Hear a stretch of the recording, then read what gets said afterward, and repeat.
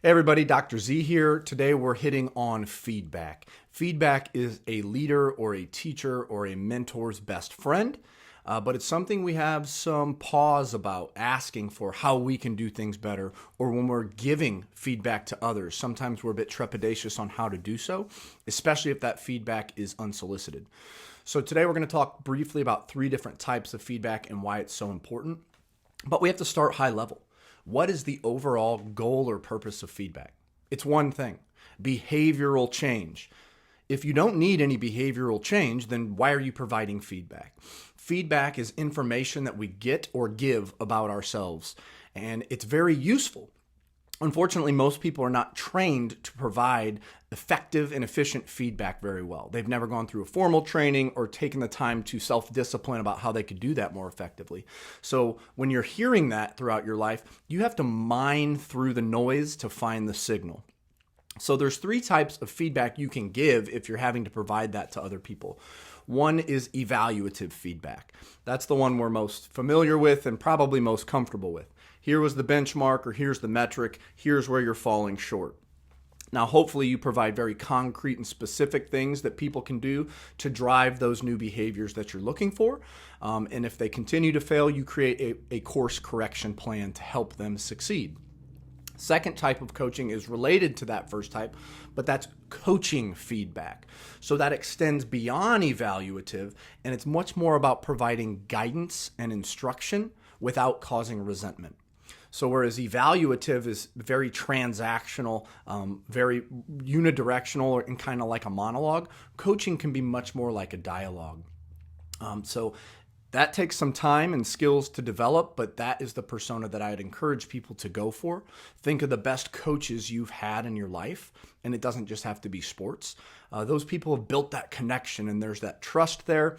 You know that they're looking out for your best interests. It's beyond that mechanical, robotic relationship where they're weighing your performance against some metric that you probably didn't even have a hand in creating. A coach is someone you turn to when the going gets rough to help guide you out of that valley of despair, if you will. The third type of feedback is the one that people just forget about, and that's showing appreciation, showing genuine appreciation. And that's a powerful form of feedback. As humans, we're trained and genetically hardwired to notice the flaws and the negatives, and that's out of a survival mechanism. So it's much easier for us to see the areas in someone's behaviors where they need to improve or go a different direction. We often forget when we can point out when they're doing things well. And young folks do need some of that reinforcement. And so it's very important to show genuine appreciation when people are doing a good job, but you can't just say, hey, great work. That's false, that's hollow, you might as well not even say anything. So you have to be just as specific and concrete when you're showing genuine appreciation as you do when you're providing evaluation or doing effective coaching. One other area where people get in trouble with feedback is providing too much too quick. Organize your feedback into higher order feedback and lower order feedback. Higher order are those big picture items that people must get correct.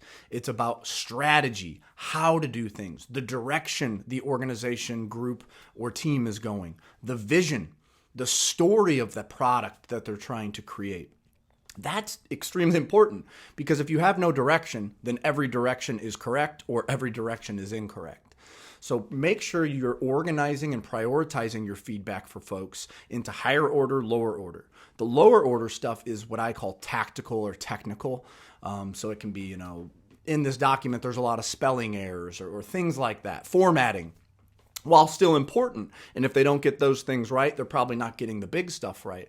But you need to make sure it's organized higher order, lower order, and then rank order the ways in which you expect people to make those changes and how quickly you want those changes made. The last point about feedback is all in the style that it is given.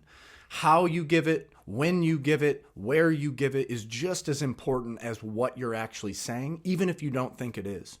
If the goal of feedback is behavioral change, you need to think through and strategize your message in a way so that it's heard and that it's acted upon as clearly as possible to the intention that you're trying to put forth.